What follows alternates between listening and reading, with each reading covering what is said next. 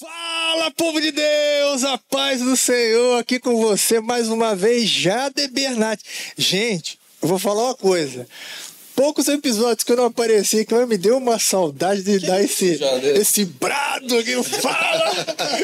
Rapaz, teve uma galera que tentou até fazer igual, mas confesso, ó, pra você, bem melhor você aqui. Não, bem melhor, cada um tem o seu jeito, é bom. Não tem como, não tem como. Mas eu gosto desse. Mas estou aqui com vocês mais uma vez. É mais um episódio aqui do Centralcast. Quem tá comigo aqui é o Rafael Guerra. Fala, pessoal, mais uma vez aqui, graças a Deus. E ó, hoje tá imperdível, hein, Jado? Tá imperdível. Muita tá história perdido. legal pra gente ouvir hoje, hein? E olha, dizendo a respeito disso, eu já aproveito para falar. Se você ainda não é inscrito no nosso canal, não faz isso, pelo amor de Deus. Se inscreva no canal, sabe por quê? É 0800, você nos ajuda, você abençoa o nosso canal, o nosso trabalho aqui, a nossa igreja. Então se inscreva no canal, aperte aí o sininho aí para que toda vez que a gente subir algum vídeo, alguma coisa, você seja notificado. E por favor, nos ajude também compartilhando esse conteúdo. Tem muito conteúdo aí, tem muitos outros episódios aí que com certeza vai ser bênção na vida de muitas pessoas. E eu já quero apresentar aqui quem está conosco no episódio de hoje, é o pastor Wanderson. Pastor, seja muito bem-vindo, muito obrigado desde já por você ter aceitado o convite e estar aqui compartilhando conosco um pouco da sua história. Tem história demais. Como é que o senhor tá, pastor? Tudo bem? Amém. Então, eu tô bem sim. Fala, povo de Deus, é sempre um prazer, né?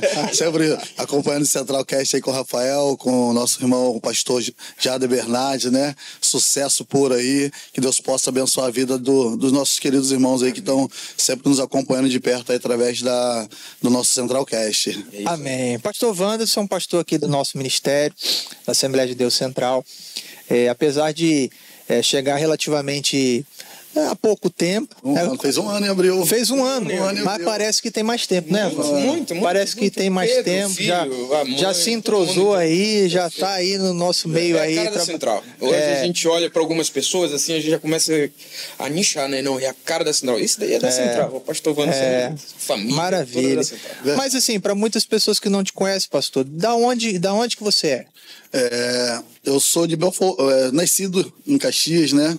Casei e fui morar em Belfort Roxo, mas eu sou nascido e criado em Duque de Caxias. Toda a minha vida, infância, fase de adolescência, foi em Duque de Caxias. E após o meu casamento, fui morar em Belfort Roxo. E vim parar em Campos a trabalho, né? Parar em Campos a trabalho. Então, aí estamos aí morando em Campos, vai fazer 4 anos. Nós estamos residindo na cidade de Campos, cidade boa, abençoada, uma cidade onde está nos proporcionando muitas coisas boas, né? E a gente trabalha com atendimento em Campos e ficamos felizes, porque o Senhor nos direcionou para esta cidade, né? Nunca tínhamos pensado em sair da capital do Rio de Janeiro, principalmente da Baixada de onde nós viemos, mas o Senhor aprove a Deus nos trazer para a cidade de Campos e estar aqui com os irmãos aqui na Assembleia de Deus Central. Maravilha, então a gente quase foi vizinho. Porque eu sou nascido e criado em São João de Meriti, só que mais específico em Coelho da Rocha, que fazia assim divisa ali, né? Na ponte ali com Belfort Roxo, aí é com maravilha. Famosa 3 pontes, né? É isso aí. Pastorzão, o senhor falou que o senhor veio para Campos, o senhor está 4 anos em Campos. Beleza.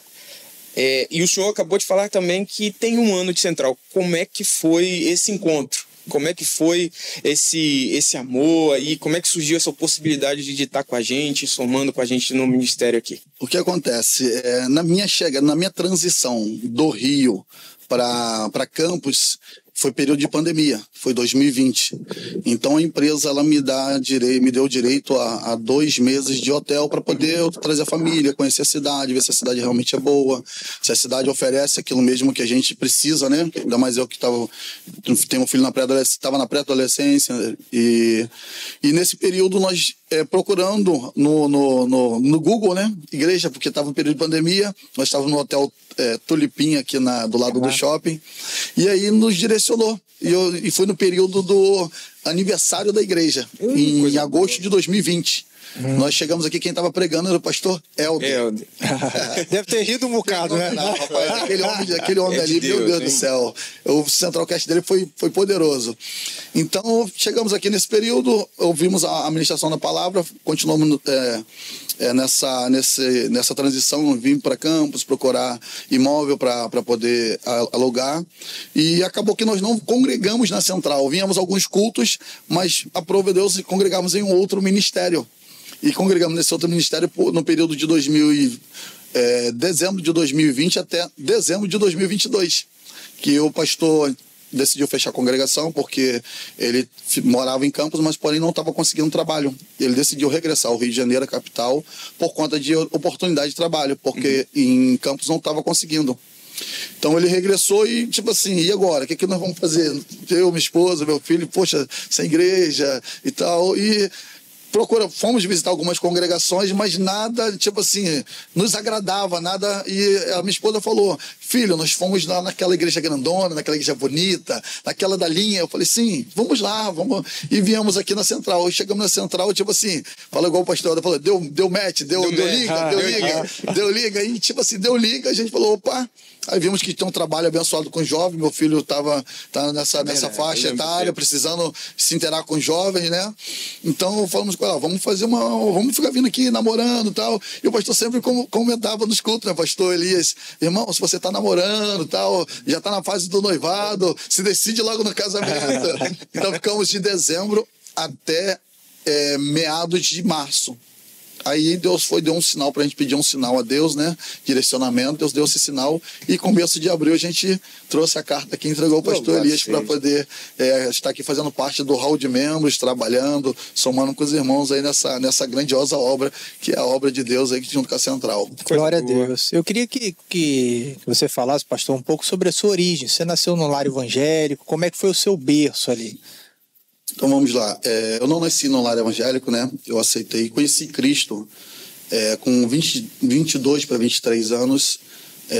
Eu tive uma criação muito difícil por conta de não ter nascido no lar evangélico. Eu tive a minha criação diante de uma família difícil. Eu sou o segundo filho de 6 irmãos. E esse primeiro irmão não é vivo, né? Faleceu já ainda criança, com 2 anos.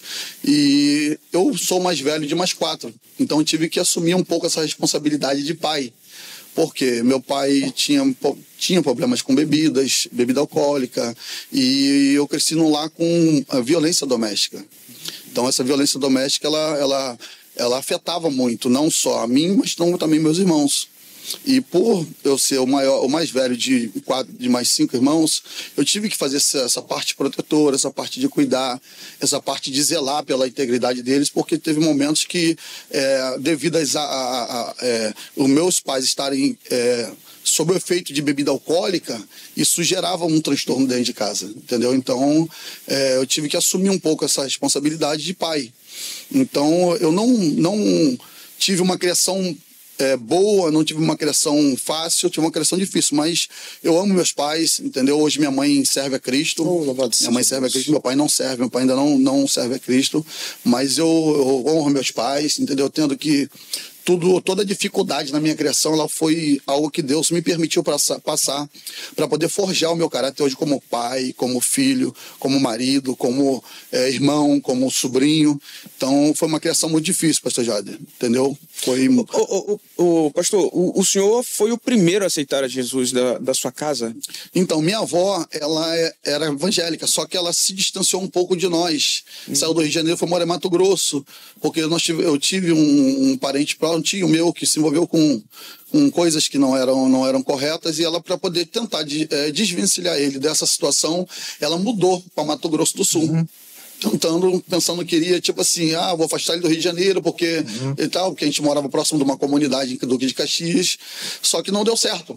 Então ela era a única da família que conhecia Cristo, entendeu? Ela é missionária, e ela se afastou. Ficou um período de 6 anos longe e depois regressou ao Rio de Janeiro. Só que nesse regresso ela já regressou sem esse filho que havia falecido. Nossa. E aí, nesse momento que ela regressa ao Rio de Janeiro, ela volta para ficar juntamente conosco. Então imagine só, numa casa com uma sala com 3x3, um quarto 2x2,5, com 18 pessoas. Meu Deus. Não dá nem pra imaginar um negócio desse. Isso aí, todo mundo não dormia em cima do outro. E detalhe, uma casa onde tinha enchente, onde na Baixada Fluminense, onde os imóveis eram muito precários, as obras, né? Então foi um período difícil. Foi um período muito complicado. Então vieram crianças pequenas do Mato Grosso, né, das minhas tias, mas ficamos todo mundo ali. Logo depois conseguimos relocar o meu avô, minha avó. Então ela era a única da família que servia a Deus. O restante de nós, ninguém conhecia Cristo. Nós ouvíamos falar de Cristo pelo que minha avó de vez em quando falava, que antigamente tinha muita dificuldade de você se comunicar. Só tinha telefone quem tinha condições, né? Que era a antiga Telerge. Então tinha essa dificuldade. E nessa caminhada a criação era um pouco mais complicada, porque meu pai perdeu o pai com 3 anos. Então ele não tem uma figura paterna. Meu pai, ele bebe desde 7 anos de idade. Meu Deus. Eu perdi 2 tios meus com cirrose, por conta de bebida. Deus. Os 2 irmãos mais velhos do meu pai. Então minha mãe também bebia, fumava, meu pai também bebia, fumava. Então tudo isso contribuía. Realmente eles eram um instrumento do inimigo. Então eu fui o primeiro da minha casa a servir a Cristo. Aí logo depois veio minha tia, veio uma outra tia minha que faleceu com câncer também, entendeu? E aí ao longo da caminhada Deus foi fazendo a obra. Através do meu testemunho, da minha caminhada, a família foi vendo que realmente Deus estava fazendo uma grandiosa obra. E aí eles foram vendo o que Deus estava fazendo e foi caminhando. Então hoje eu tenho tios, eu tenho primos, eu tenho primas, eu tenho minha irmã que serve a Cristo, entendeu? Que foi alcançada pelo poder da palavra, mas foi um período difícil, foi uma criação muito difícil, onde muita privação, porque 5 irmãos, né? Com meu pai é armador de ferro, né? Não tem muita instrução. Minha mãe também não tem. Então, a criação que eles deram foi na medida daquilo que eles podiam dar na época, né? Que eu sou de 83, tenho 41 anos, então foi um período difícil, mas graças a Deus estamos aqui para a honra e glória do nome do Senhor. Sobreviver, né? É isso aí. Quase dá para cantar que não sobrevivi, adorando. Verdade. Mas é interessante ver a sua fala a respeito de que tudo isso contribuiu, de certa forma, para te formar quem você é hoje. É verdade. E a palavra fala a respeito disso. Só quem tem fé mesmo que consegue ver isso e acreditar nisso, que todas as coisas cooperam para o bem daqueles que amam a Deus.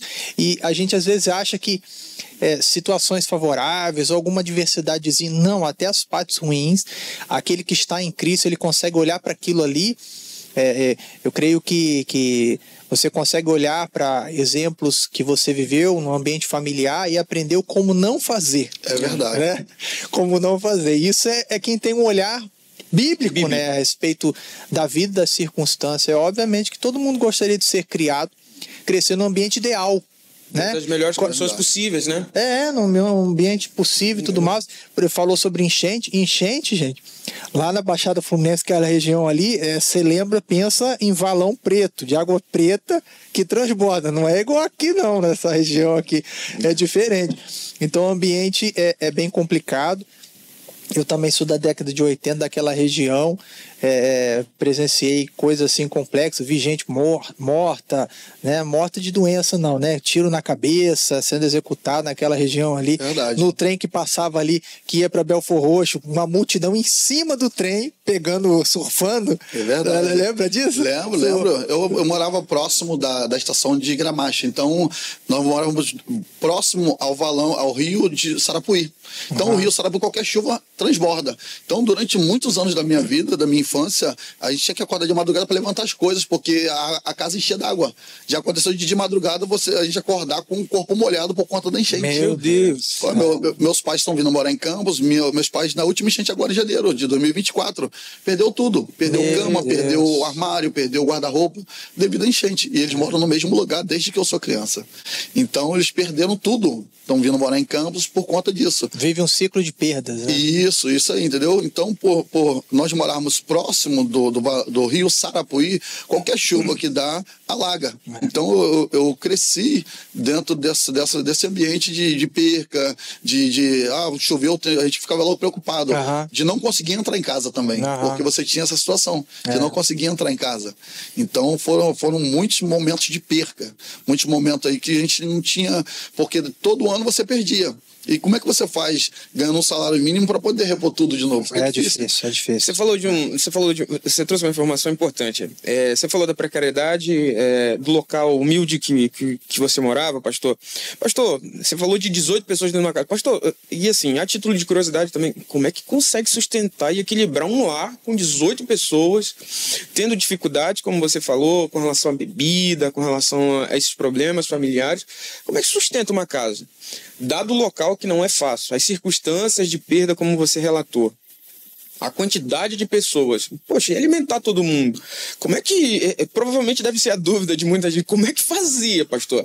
Aí entra a questão de trabalho. Poxa, provavelmente deve ter trabalhado muito. Como é que foi tudo isso? Então, esse período, meu pai trabalhava, minha mãe trabalhava, aí veio 2 tios meus em fase de adolescência igual, eles são mais velhos do que eu, um tem 2 anos mais do que eu, e outro 4. Então, nós fazemos o quê? Eu, já na fase da adolescência, de 11 para 12 anos, nós vendíamos picolé no trem e água mineral. Naquela época não existia Guaravita, não existia água mineral. Então, o que a gente fazia? Num bairro, não sei se o pastor Jade conhece, próximo do Gramacho tem um lugar chamado Reta do Bicão, porque lá, como faltava muita água, a gente estourava o cano da SEDAI para poder a água ficar jorrando e a gente ali pegar os baldes d'água.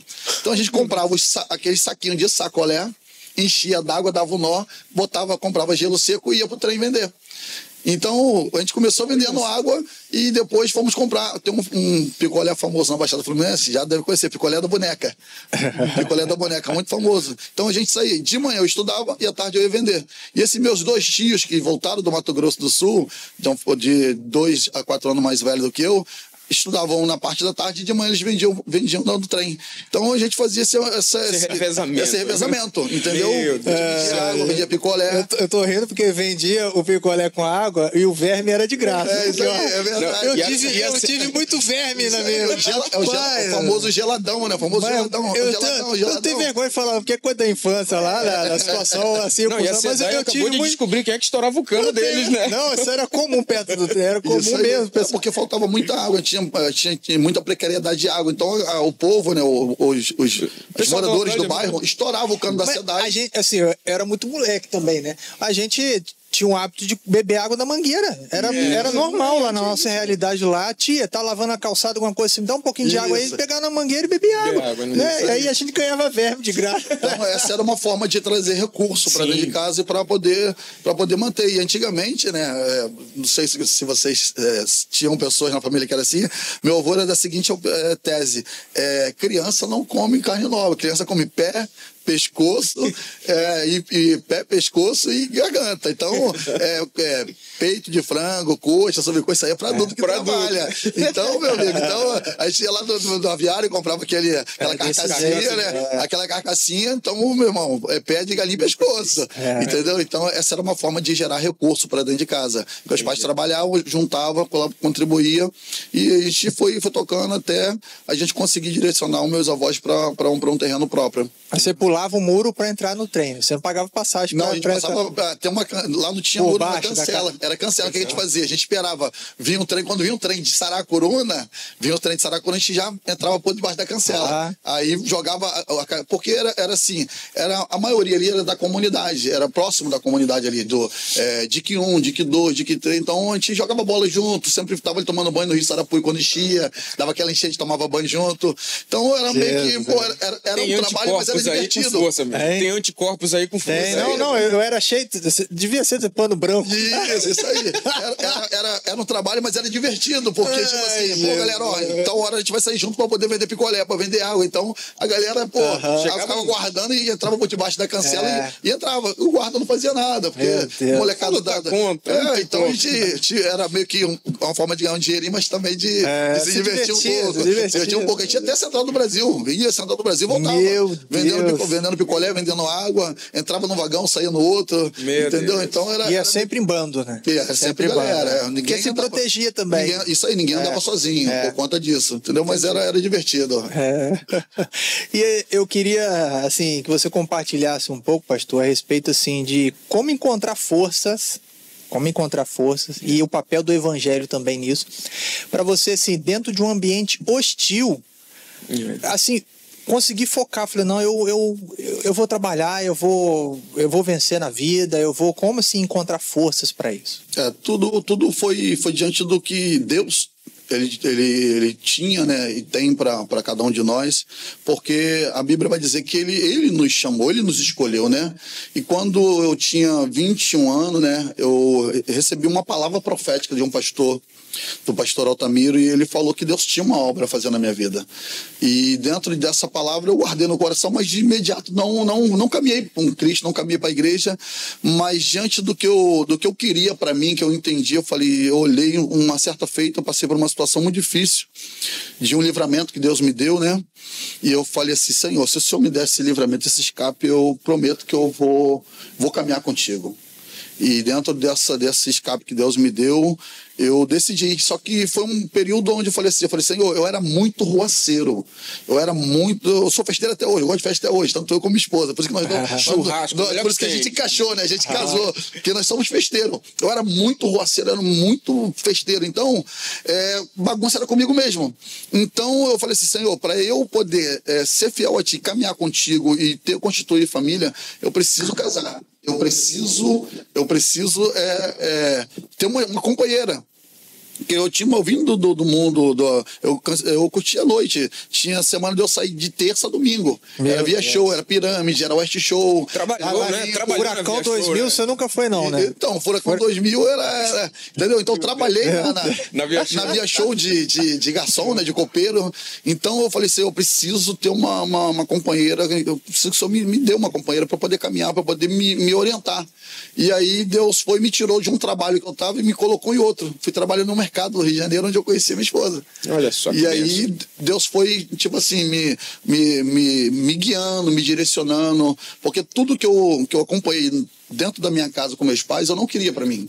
Eu não queria para minha casa, eu não queria para o meu lar, eu queria constituir uma família abençoada, uma família onde houvesse amor, onde houvesse harmonia, onde houvesse ali alegria.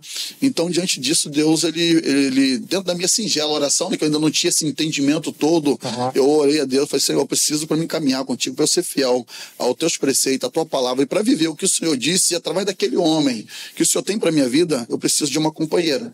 E aí Deus foi e me levou para trabalhar nesse mercado, e aí conheci minha esposa, e aí eu fui começando a entender o que era o evangelho, o que era constituir família, o que é viver realmente para Cristo, abrir mão do meu eu, abrir mão da minha vontade, abrir mão daquilo que eu achava que era certo para mim, né? E aí Deus foi trabalhando, Deus foi tirando tudo aquilo que eu, como eu falei, eu não nasci no evangelho, então eu bebia, eu nunca fumei, nunca usei nenhum tipo de droga, mas eu bebia, eu era farrista, eu gostava de samba, eu gostava de funk, fui muito a baile de corredor, entendeu? Então, tudo isso fazia parte da minha vida. Então, como é que você tira isso de um garoto de 21 anos?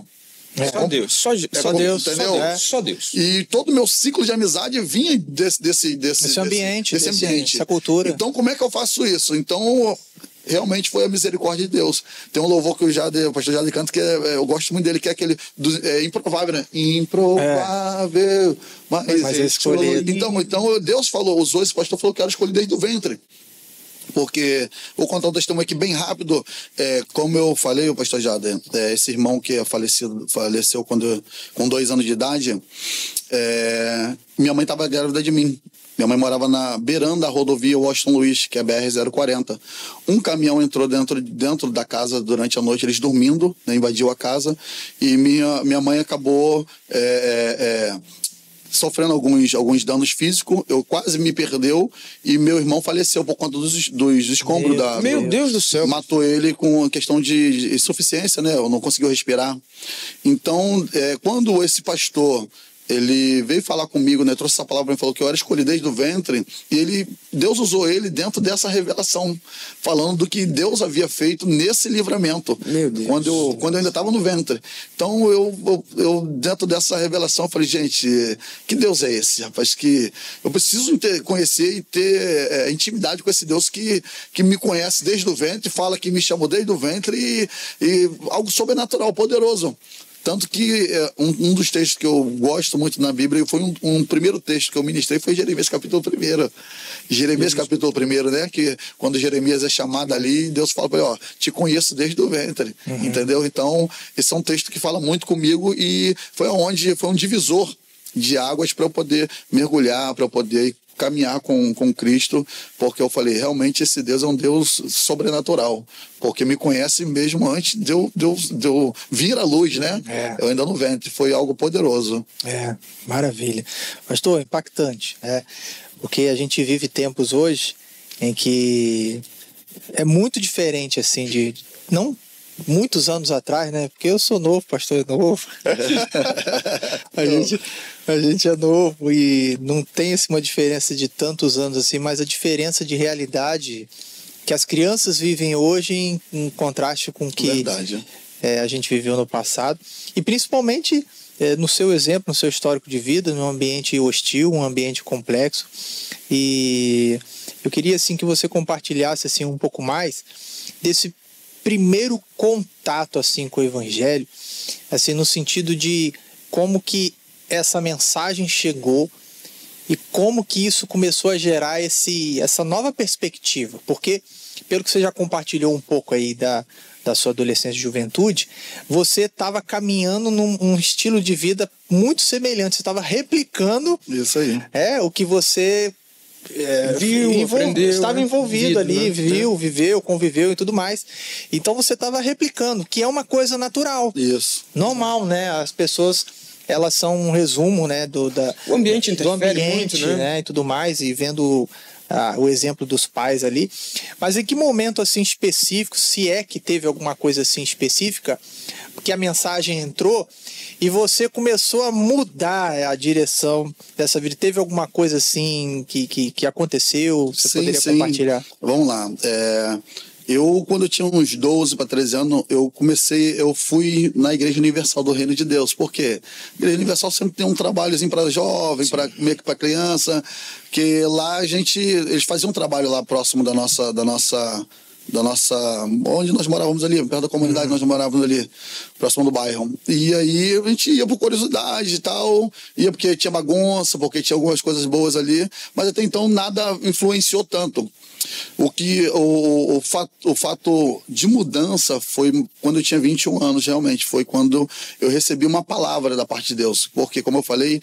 Foi no culto? Você estava no culto? Não foi nem no culto. Foi tipo assim, essa minha avó, muito usada por Deus tinha havido me dado um grande livramento na madrugada anterior, eu saindo da pirâmide, e ela, sem saber, Deus foi e usou ela. Falou, ó, até quando vou eu te dar livramento?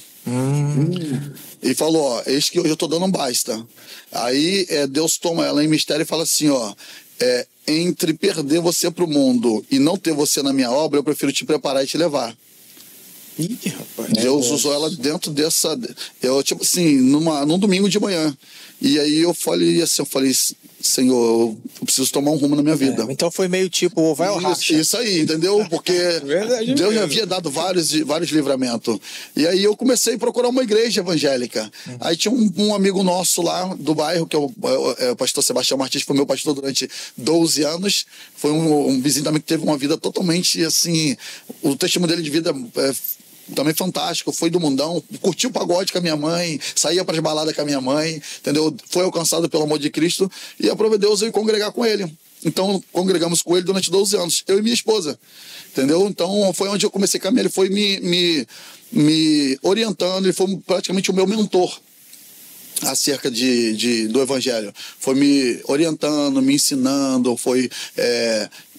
me dando aí o passo a passo, como é que seria o meu caminhar com Cristo. Discipulado, né? Isso, o meu discipulado, isso aí, foi me discipulando, explicando como é que seria, porque tudo era novo para mim, não sabia o que era movimento, poder, o que era batismo com o Espírito Santo, então tudo isso. Você já foi direto para uma igreja pentecostal? E fui direto para uma igreja pentecostal, então ele foi praticamente o meu mentor. E nesse período que eu comecei a caminhar com ele, eu não tinha muito entendimento, então ele que foi me dando o passo a passo, entendeu? Me orientando a livros, bíblias para poder estudar, parar de andar com algumas amizades, né?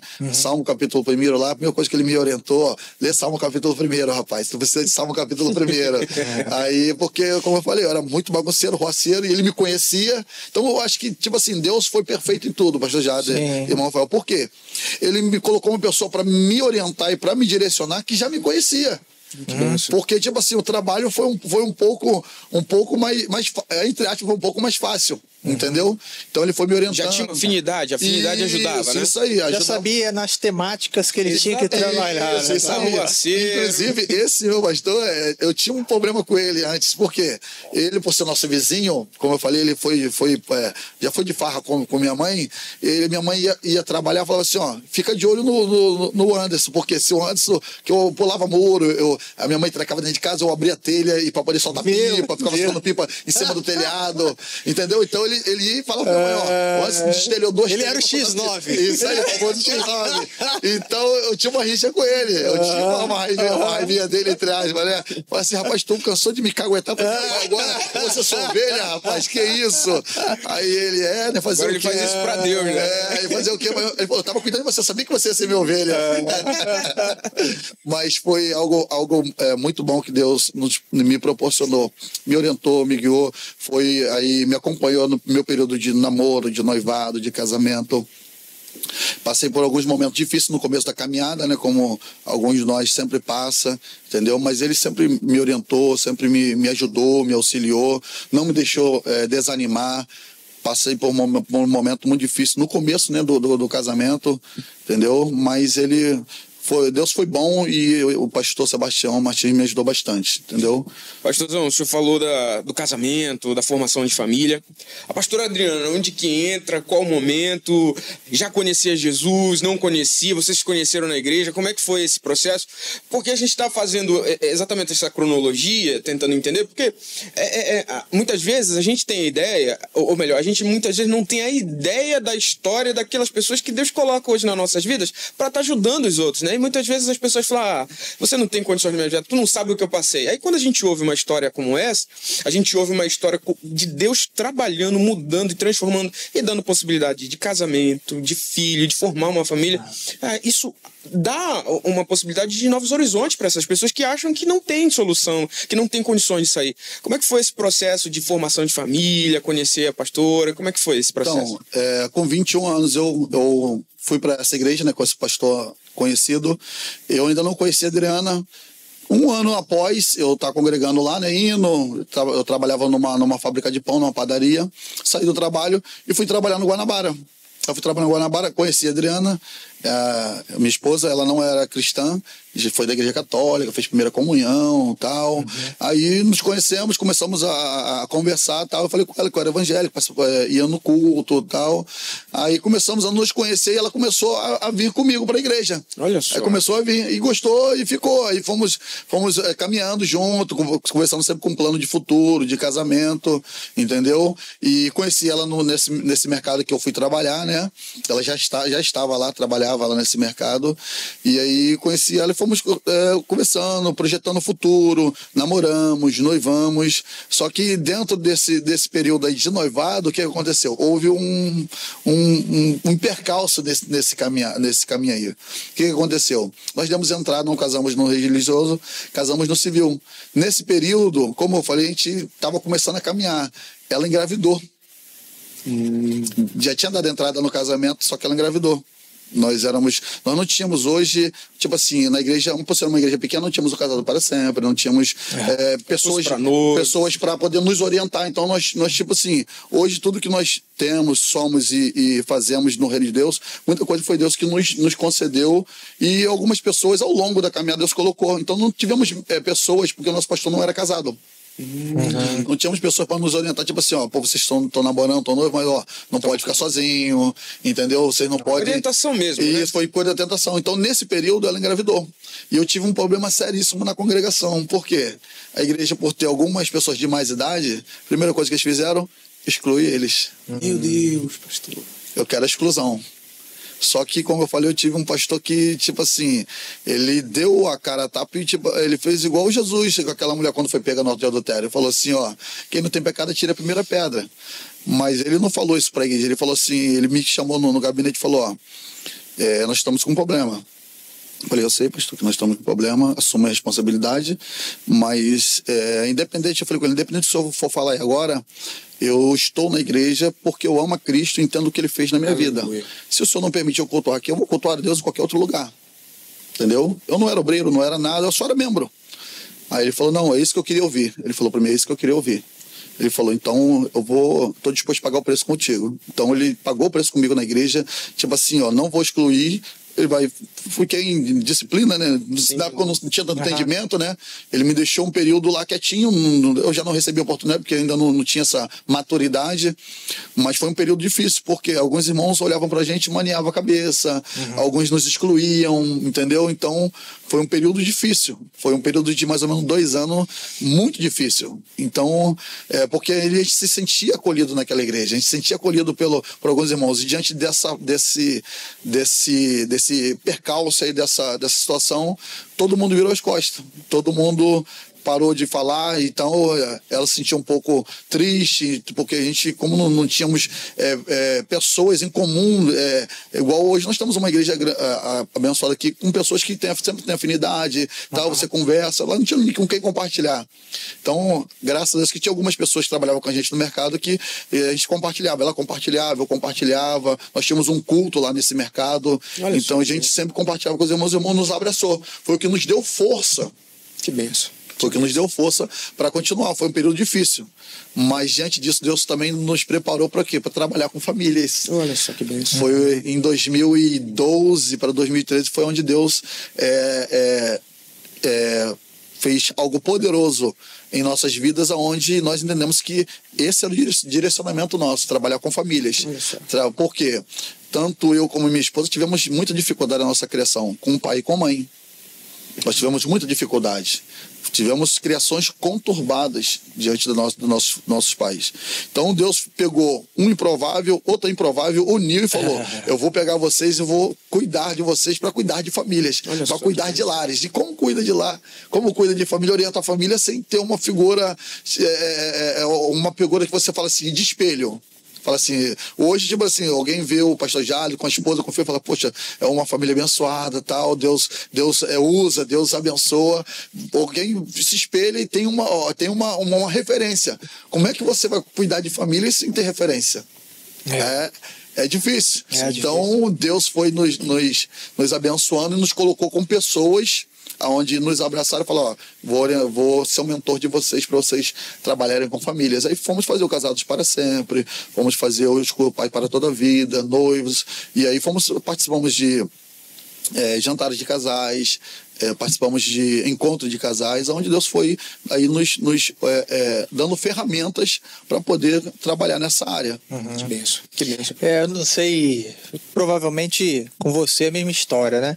Eu lá do Rio eu saí muito novo, da Baixada eu tinha 12 anos, saí em 1995 de lá.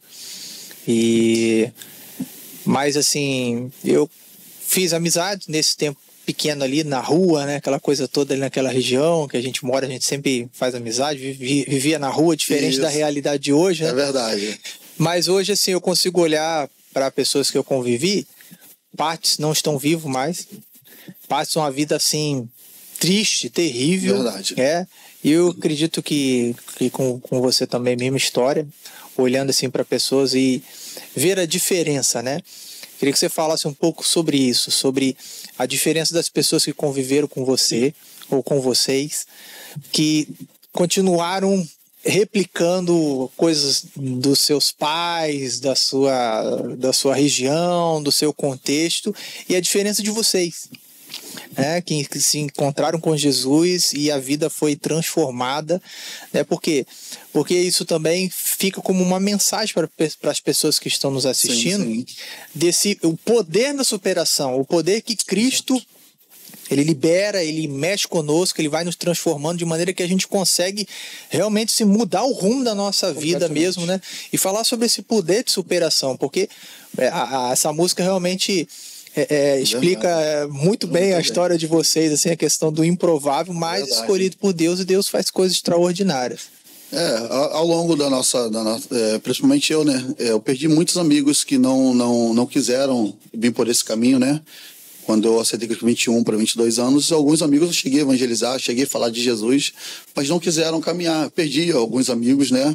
Para o mundo das drogas, perdi alguns amigos assassinados, entraram para o tráfico de drogas, perdi primos, entendeu? Não foi perdi primos assassinados que se envolveram com o que não era correto. Cheguei a evangelizá-los, também não quiseram, mas teve alguns amigos de escola, né, que viram o meu testemunho, falei do amor de Cristo, foram alcançados pelo amor de Cristo, hoje têm família, hoje são pessoas abençoadas, são pessoas com ministério abençoado, entendeu? Então teve pessoas que viram realmente a mudança e a transformação, falou, opa, se Deus pode fazer na vida dele, eu creio que pode fazer na minha, entendeu? Se Deus mudou a história dele, Deus pode mudar a minha história.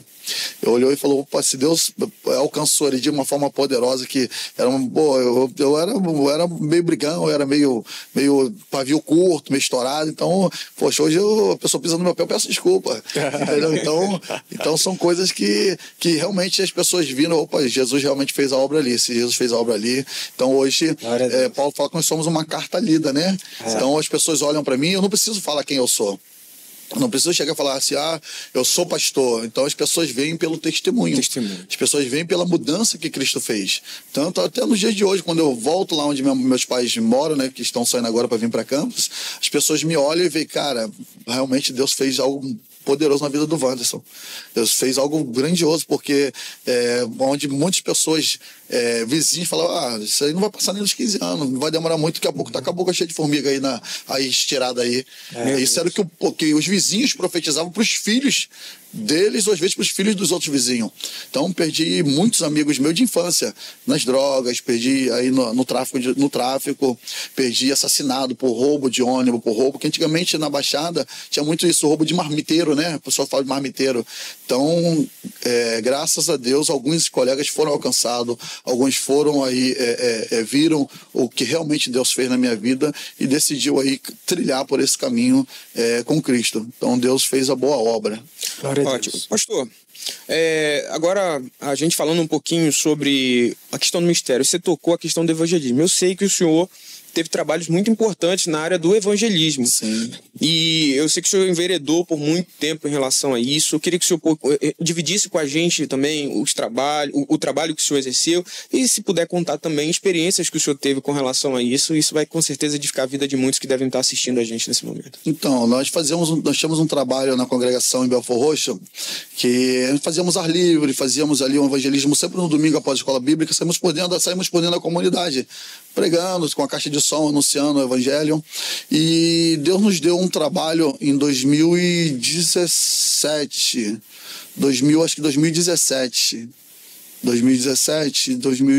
foi 2016.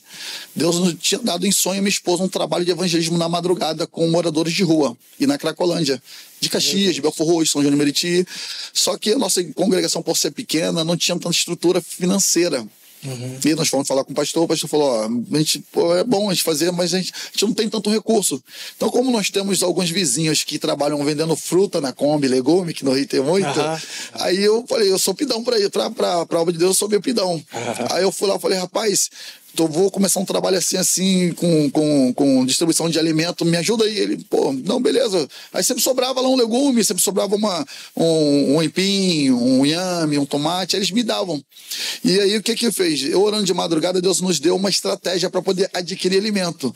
o que a gente faz? A gente sempre quer ter uma mesa farta, uma mesa abençoada, um armário abençoado. A gente não quer que o devorador entre na nossa casa. Então, orando, Deus falou assim, ó, você vai na Santa Ceia de amanhã, você vai pedir os membros para trazer 2 quilos de alimento. Ele vai deixar na igreja e o outro você vai ungir, ele vai colocar no armário dele para repreender o devorador, o cortador, o migrador. Então, quando eu coloquei isso, ninguém quer ter a casa amaldiçoada. Ninguém quer ter falta do pão na mesa. Aí o que aconteceu? O povo, não, presbítero, eu quero presbítero, eu vou trazer. Então, isso deu muito certo. A gente chegou ao momento de ter o armário da igreja lotado de alimento. Aí o que eu fazia? Nesse período, nós tínhamos o alimento que vinha na Santa Ceia, eu era motorista de caminhão na época, o que eu fazia? Eu tirava R$500 do meu salário e ia no mercado e comprava aquelas carnes moídas embaladas de 500 gramas e tinha um aviário de frente de um irmão que de vez em quando nos abençoava lá. Eu falei com ele, ó, irmão, a gente vai fazer um projeto assim, na rua e tal, vamos distribuir quentinha. Ele, não, pode contar. Aí ele sempre dava umas carcassinhas de frango e tal. Aí o que a gente fazia? Íamos eu, minha esposa e alguns obreiros da igreja. Na sexta-feira, à tarde, eu chegava do trabalho, eu ia para lá produzir as quentinhas. Começamos o projeto com 50 quentinhas. No final do projeto, fazemos o projeto uma vez no mês. No final do projeto, nós estávamos produzindo 200 quentinhas. Eu produzia 100 quentinhas de arroz, feijão, macarrão e legume com carne moída e outra com legume e frango. E nós íamos para Cracolândia de Caxias, São João de Meriti, Nova Iguaçu. No final, a gente estava tentando ir para uma Cracolândia mais distante na Zona Norte. Só que lá já é um pouco mais complicado ter autorização da galera que manda no local e tal. Mas foi um período muito bom. Por quê? Nesse período de que nós trabalhamos lá, teve um período que eu estava assim, muito desanimado, meio cabisbaixo na fé, pelos acontecimentos que estavam ocorrendo na igreja. Nós fomos numa vigília. E teve um irmão que nós estávamos orando, que ele pediu uma vez uma internação. E eu liguei para um pastor amigo nosso lá em Santa Cruz da Serra. Falei, pastor, estou precisando de uma internação para uma paciência assim. Ele presbítero, tá, pode mandar ele vir. Aí levamos ele lá, botei ele no meu carro, levamos ele. E aí, numa vigília lá em Saracuruna, eu desanimado, meio cabisbaixo na fé, tal, pelos acontecimentos, e eu tô assim, tipo assim, meio que louvando lá Deus, tal, esperando algo acontecer, e tô vendo um rapaz me encarando. E eu tô olhando assim, eu meio com medo, porque a gente sabe a nossa vida lá atrás, do que era, né? Eu fico meio com medo assim, eu falei assim, esse homem me encarando aí, baixei a cabeça, e ele me olhando. E eu baixando a cabeça, rápido de olho pra ele. Eu falei assim, Jesus, o que tá acontecendo? Aí o rapaz, daqui a pouco ele vem marchando na minha direção. Eu falei, opa, Senhor, já fiquei ligado. Eu falei, de repente esse homem veio aqui pra cima de mim. Aí ele veio, ele olhou nos meus olhos e falou assim, tá lembrado de mim? Eu falei, não. Falei, rapaz, desculpa, a gente tem lida com tanta pessoa, né, e tal. Falei, rapaz, não tô lembrando de você, não. Aí ele falou, Duque de Caxias, Cracolândia. Quando ele falou, rapaz, a lágrima desceu. Eu falei assim, tô lembrado. Aí ele falou, rapaz, Deus possa te abençoar, continuar abençoando o teu ministério, porque aquela noite você não salvou apenas a minha vida, mas salvou a minha casa e minha família. Então eu falei assim, Jesus, vale a pena toda... E foi um momento que, tipo assim, que eu tava meio triste, meio cabisbaixo, do Senhor. E eu falei assim, eu não queria ir pra aquela vigília, minha esposa que insistiu, e uma outra irmã falou, vamos lá, vamos lá. Eu falei, não quero. Aí como eu era motorista, eu tinha que dar carona pra ela, eu acabei indo. Mas foi algo que Deus falou, Deus confirmou, Deus falou assim, ó, eu tô investindo em você, eu tenho um chamado com você, eu quero você na obra. E foi algo que, tipo assim, deu aquela injeção de ânimo no meu coração. Eu falei assim, eu tenho que continuar caminhando. Então foi algo que realmente Deus injetou assim, uma nova força, um novo ânimo no meu coração. Mas foi um período, um trabalho muito bom, onde rendeu bons frutos, onde rendeu ali o evangelho foi anunciado àquelas pessoas ali. Foi muito bom esse trabalho de evangelismo na madrugada. Era chamado Madrugada com Amor, né? Que a gente produzia quentinha na parte da noite, quando davam 8, 9 horas a gente saía para distribuir. O que a gente fazia? Era um trabalho estratégico. A gente recolhia roupas, né, donativos, a gente separava roupa feminina, roupa masculina, roupa infantil e roupa de sapato, essas coisas. O que eu fazia? Eu aí num carro levava as quentinhas e em outro carro levava as roupas. A gente primeiro fazia um louvor, cantava um louvor, trazia uma palavra, tudo estratégico, né, para o povo ouvir, porque se você dá logo a comida e dá a roupa, o povo dispersa. Então a gente sempre fazia o quê? E ligado, porque nesses ambientes, o povo, se você dá mole, você perde o celular, perde. Então, sempre ligado e falo com os irmãos, ó, aqui no ambiente para gravar, aqui no ambiente ficava uma pessoa responsável por quê? A gravação depois a gente distribuía para quem nos abençoava. Ó, irmão, aquele legume que você deu aqui, ó, foi para esse trabalho. Aquela quentinha que às vezes a gente pedia nos comércios, aquela quentinha que você abençoou, ó, foi para esse trabalho aqui. Então a gente fazia esse trabalho estratégico e rendeu frutos. Pessoas, ó, para você ter ideia, nesse trabalho tinha pessoas que não moravam na rua, mas não tinham o que comer em casa, mas iam para lá em sexta-feira porque sabia que nós estaríamos lá. Olha só.